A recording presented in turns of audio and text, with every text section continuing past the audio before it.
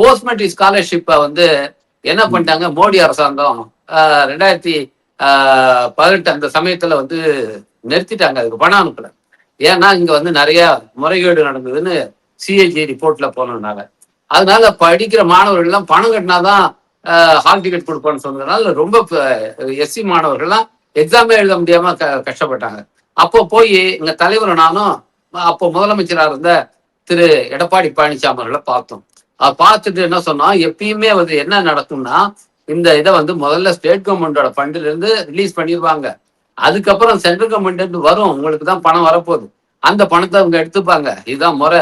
இன்னைக்கு இது மாதிரி கவர்மெண்ட் வந்து இது இது கொடுக்காதனால ஸ்டூடெண்ட்ஸ் எல்லாம் எக்ஸாம் எழுத முடியலீங்க. அதனால நீங்க ஸ்டேட் கவர்மெண்ட் ஃபண்ட்ல இருந்து அவங்களுக்கு ஸ்காலர்ஷிப்பை ரிலீஸ் பண்ணுங்க அப்படின்னு போய் கேட்டோம். பல்லாயிரக்கணக்கான மாணவர்களுங்க. அவரு கூலா ஒரே வார்த்தை சொல்லிட்டாரு, சென்ட்ரல் கவர்மெண்ட் கொடுத்தா நாங்க கொடுப்போங்க, எங்ககிட்ட காசே கிடையாதுங்க, நாங்க இதுக்கெல்லாம் கொடுக்கறதுக்கு எங்ககிட்ட காசு கிடையாதுங்கன்ட்டார்.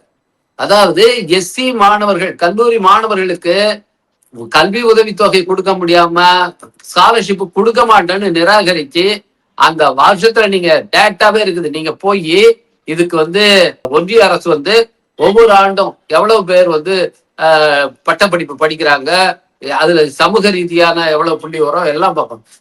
அதிமுகவில் எடப்பாடி பழனிசாமி அவர்கள் ஆட்சி காலத்துல எஸ்சி மாணவர்கள் உயர்கல்வி போறது தமிழ்நாட்டுல அதனுடைய விகிதம் குறைஞ்சுதுங்க.